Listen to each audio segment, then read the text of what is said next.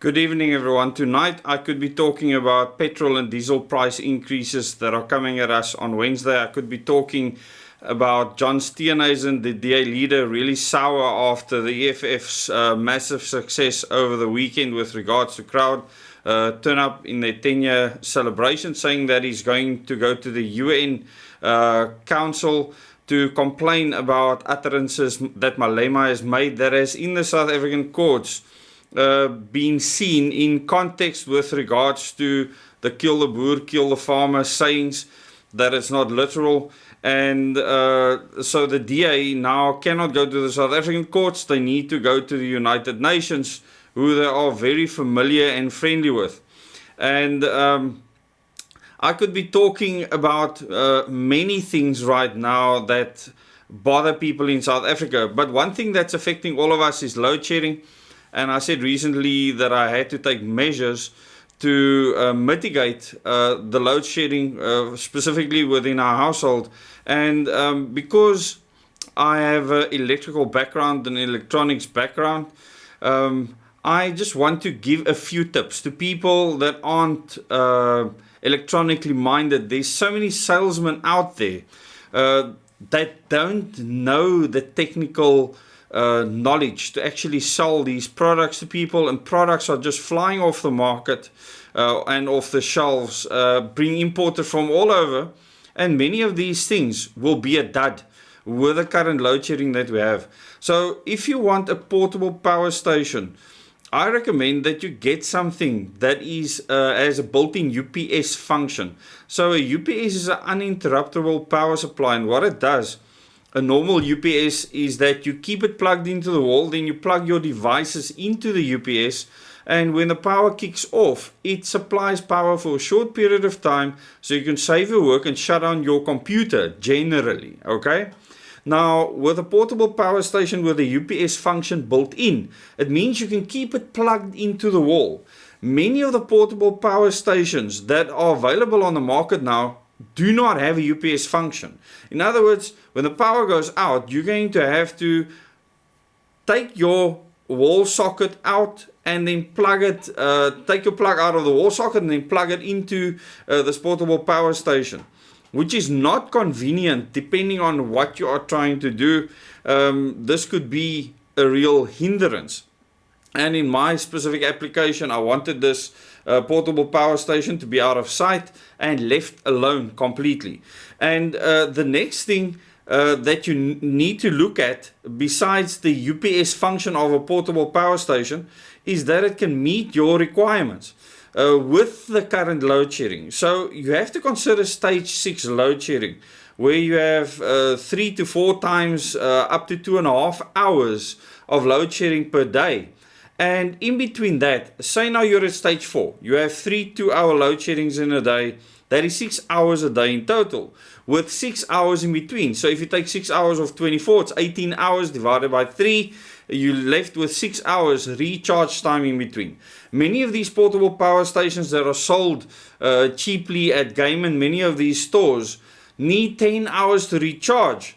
And what does this mean? Even if they have lithium-ion batteries in them, that they won't be able to recharge in that time period, and that battery is not going to deliver to you the 3,000 cycles that is promised, because most of them will say it delivers 3,000 cycles if you don't draw it down beyond 20%. In other words, only 80% is used, and then they guarantee that after a certain amount of time that you will still have 80% battery capacity left. Now, warranties on many of these products should be 6 months to a year, and this is problematic. So recharge time, how fast can it charge, is really important. The other thing is, what does it give you with regards to outputs? And in my case, I just wanted a normal 3-prong plug that I could plug a multi-plug into with the devices that I need.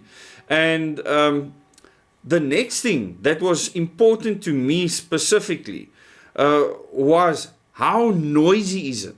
Does it have an internal power supply? Does it have an external power supply? And some of these products that are being touted all over on the mainstream news have external power supplies that's only got 200 watts charging capacity, which means that you can't get these devices charged fast enough if you use them in that mode. And these power supplies are noisy, some of them as noisy as a normal air conditioner. So you need to consider the noise levels of the product that you actually purchase. Now, these are some of the basic things that you need to consider. A UPS function, in other words, you put a plug into it, your power supply from Eskom is plugged into the device, your outlet is plugged in, the devices are running off it, and you forget about it. You switch it on and leave it. And there's very few products that actually do this. And the product that I purchased, and I mean, I'm not sponsored by these people or anything like that. We don't have sponsors on this channel.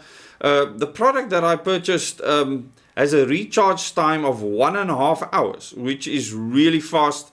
It's got an 800 watt output capacity. It's got a 512 watt hour capacity battery, and it's got a lithium battery, one of the best that you get. And here you can see it. It's the Red E power station. And when you purchase this from Outer Warehouse, you get a 3-year warranty. When they come with a 2-year warranty as standard, Outer Warehouse gave me a 3-year warranty. It's only through them, and the price of this product is 10,000 Rand. So this is not cheap. As you can see there, it's 9,999. So not a cheap product at all. However, it meets all those requirements. It's got an 800 watt output. The typical things that I need to run, it can run for 4 hours at least. Now, in most cases, load shedding is not going to be more than 2.5 to 3 hours at once. Okay, when it's 3 hours at once, we had high levels of load shedding, and if it's 3 times a day, they will give you 9 hours in total. It can get as bad as 12 hours a day. But this little portable power station will perfectly do the job and get recharged within 1.5 hours, which is incredible. It delivers 800 watt, can peak at 1,600 watts. So anything at 800 watts or below, if you keep it plugged into the wall with any load shedding we have with the current stages, it will handle it with ease, and it won't get anywhere near being drawn down to 20%. So its lifetime will be excellent. And these are all things that I considered when purchasing this, and that this has got a lithium FePO4 battery in it, which is better than the normal lithium ion batteries. It's very convenient. It's 6.5 kilograms, so it's very lightweight. And I could have gone for the larger one, which is more than double the capacity, but the weight factor is huge. It's very difficult to carry around. So it is difficult for me to actually spend money on a device like this. It wasn't easy, and it was a huge decision to make. Really difficult. I did a lot of research looking at many of the products on the market, and most of them are gimmicks. They are not going to deliver for you what you need during load shedding. Those 3,000 cycles are going to reduce drastically. Most of those batteries are not going to last beyond 6 months. Even when they promise many cycles, because you will not be able to get them recharged in time. If something needs a 10-hour recharge time, like some of these magnetos that you see advertised at Game and various other stores, you're not going to make it, because you only have 6 hours to recharge between load sheds if it's stage 4, and they're not going to last. So for anyone to just sell that to you when you are desperate, it is wrong, in my opinion, and you should be really cautious. So for 800 watt continuous output, although this is a 512 watt hour battery, a dead quiet fan, less than 60 decibels when it does kick in. This is the best on the market for price.